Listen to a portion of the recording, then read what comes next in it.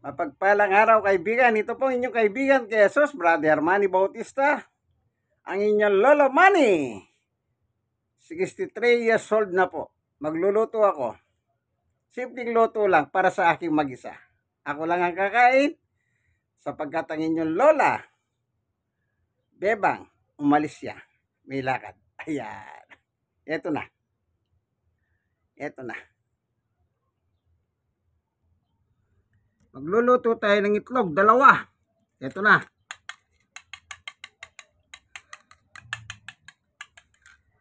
Lalagyan natin ng sibuyas. Ito.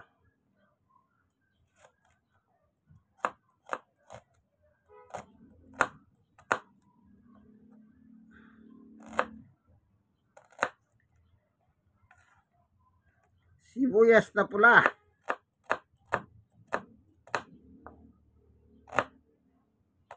Yan. So, ang gagawin natin, ilalagay ko na yung sibuyas sa itlog. Yan.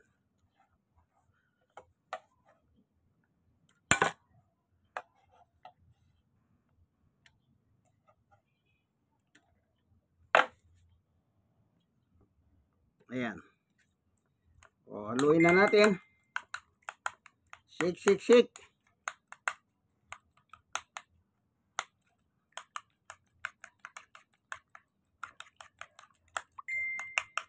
Yan. Tabi muna natin. Ito yung basura. Lagay natin sa itlog. Yan. Tatapon natin mamaya yan. Ito ngayon yung kanin lamig. Tira namin kagabi. Yan, lamasin ko. Yung pinagpituan ng itlog, doon ko siya ilalagay. Para mainit. Ayan.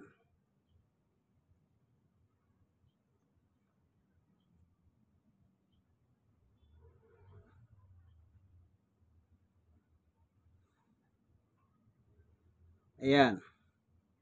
Ako lang mag-isa magluluto. Para sa akin lang ito. Itong nakikita nyo ito, ang ginagawa ko, yan ay bigay ng Diyos. Naniniwala ako, ang Diyos ang provider ng pagkain. Yan ay nagsabi ang ating Panginoong Yesus. Doon sa libro ng Mateo 6:9-11. Ang nakalagay po doon, sa 9, Ama namin nasa langit ka. Pagdating po sa verse 11, bigyan mo kami ng aming kakanin sa araw-araw. Ang nagturo niya ng Panginoong Yesus. Kaya pinapaalam lang ng Panginoong Yesus na tayong mga tao, lahat ng kinakain natin ay galing sa Diyos. Ayan, prepare na. Lulutuin ko na lang po, ha? Lulutuin. Yan, dalang yung kalan. Ayun, ito yung iinumin ko naman mamaya.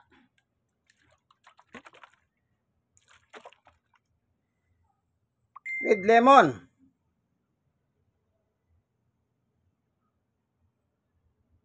With lemon. Masarap, vitamin C. Pampalakas ng katawan, panglabas sa mikrobyo at bakterya. Yan. With lemon. Water with lemon. Itong aking inumin mamaya. Ano po? Yan. Luto tayo. Dito na po tayo sa kusina. Ito. Super kalan. Diyan po ako magluluto. Ano? Super kalan. Buksan na natin.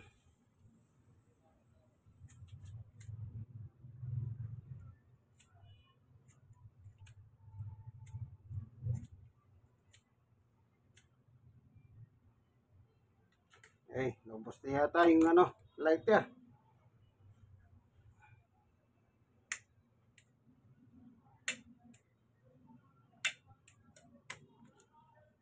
So, ito.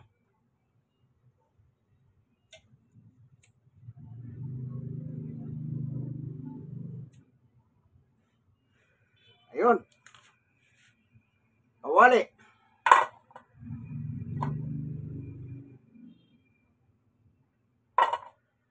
Lagyan ng konting mantika. Mantika.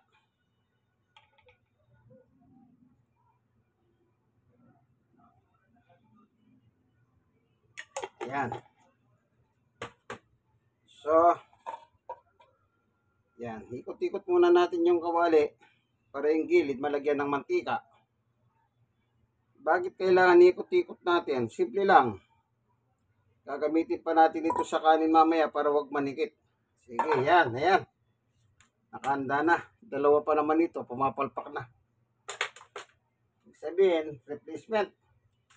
Lagay tayo ng konting asin. Ito sa itlog. Yan. Halo na natin. Huli. Halo.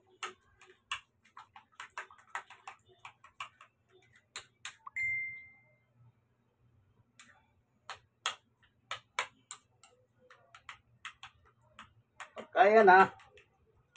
Okay na. Madali lang. Scramble egg with sibuyas at konting asin para may lasa. Okay, pwede na. Tignan natin ha. Ang ginagawa niyan para alam mo kung pwede na. Ito magpataka ng konting ganyan. No? Magpataka ng konti. Yan. Tignan natin. Ayun. Medyo ano pa. Konti pa. So, yan, lakasan natin ng konti.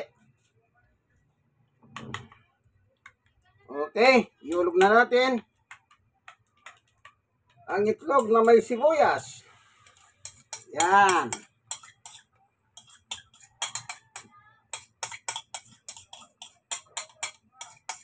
Omelette. Kung tawagin nila ito, omelette. Yan. Nakalagay na siya rito.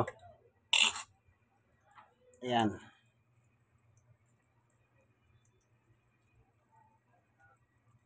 Ayan, ano po? Nakita nyo na yung ginagawa ko? Ayan.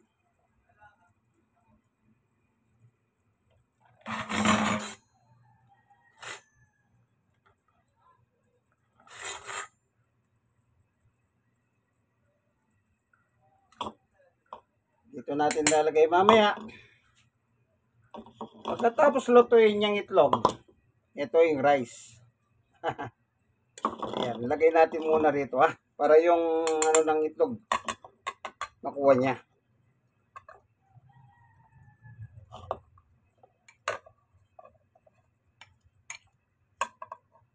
Ayan.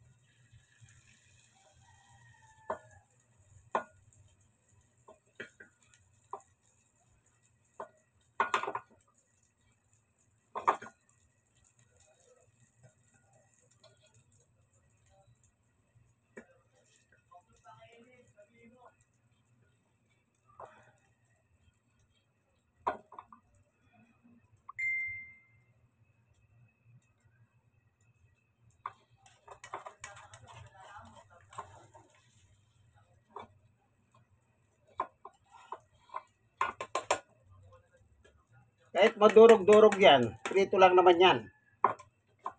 Hindi naman pinagaganda yan. Okay. Yan. Babaliktad na natin. Yan. Yun.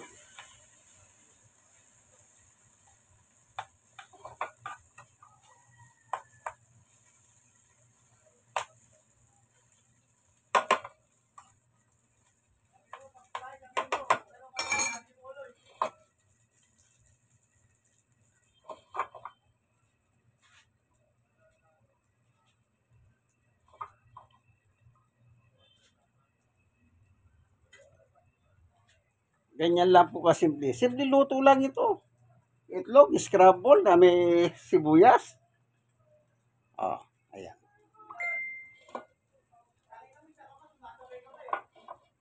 Ayan na. po ang inyong kaibigan, Jesus, Brother Manny Bautista. God bless us all po. Mamaya lalagyan natin gagamit tayo ng sausawan. Ketchup. Ketchup. Para masarap. Ano po? Yan. Yan ang technique ng ating pagluluto ngayong araw na ito. Yan. Pwede na. Mukhang pwede na po. Okay, iyan na natin.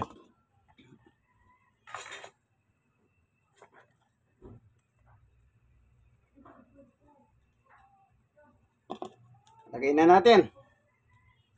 Naan muna natin yung apoy. Yan.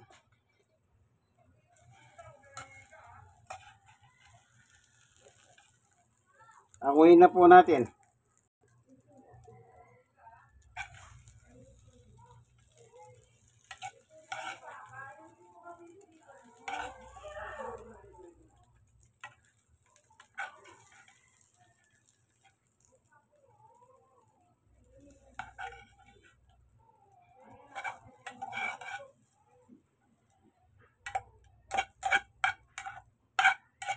Sige, tiran na natin yan sa kanin. Okay, yan na, lagay na natin itong kanin. Yan.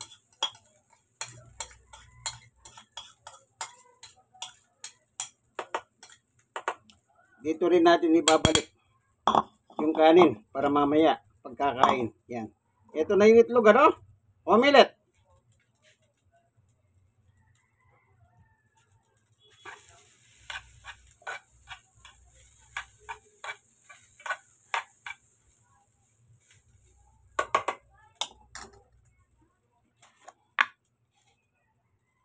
Lagay ng konting asin, rock salt.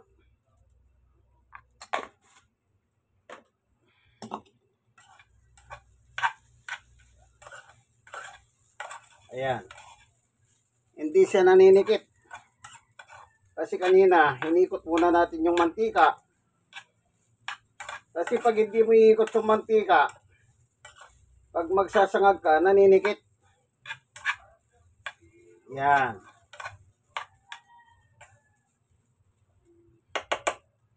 Ayan. Ilang minuto lang. Pwede na yan. Ayan, ano po? Nakita nyo? Ang ating omelette.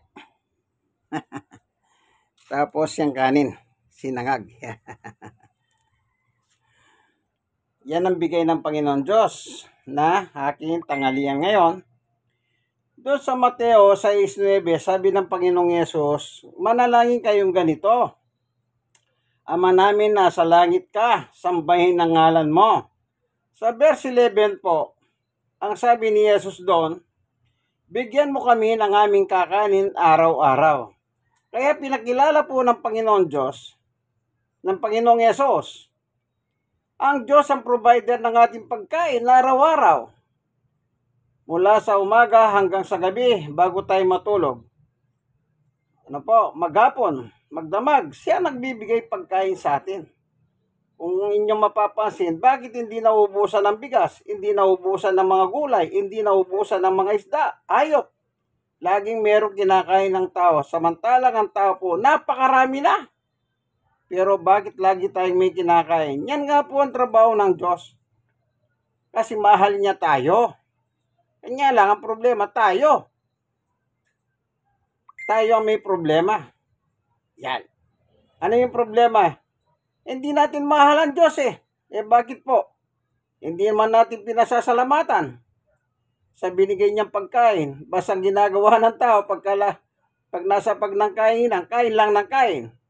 Di man lang maalala magpasalamat. Magpasalamat naman po kayo. Dati wala akong pakialam sa Diyos. Pero nung matuto na ako, yun, lahat ng bagay pinapasa Diyos ko. Pinagpapasalamatan ko ang Diyos. Colossus 3:17, ang sabi ni Pablo, lagi nyo ipagkatiwala sa Diyos, magpasalamat sa Kanya, sa pangalan ni Jesus. Okay? Tignan natin yung sinangag na kanin.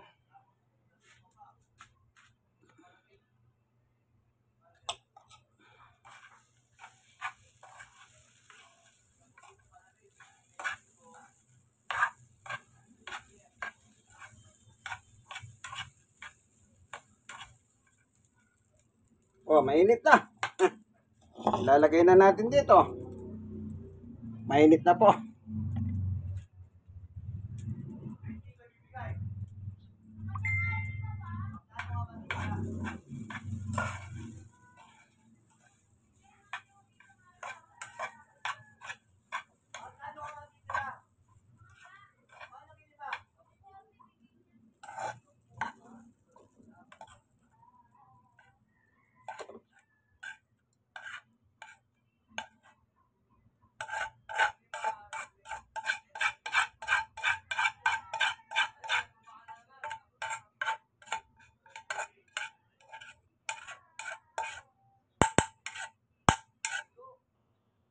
Yan.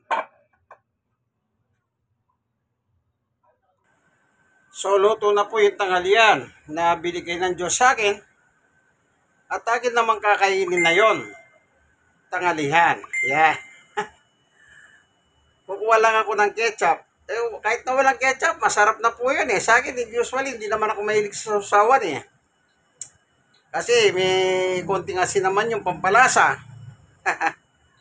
Ano po, masarap naman. Kaya kakainin ko na lang. Ano po, ito pong inyong kaibigan kay Jesus, Brother Manny Bautista.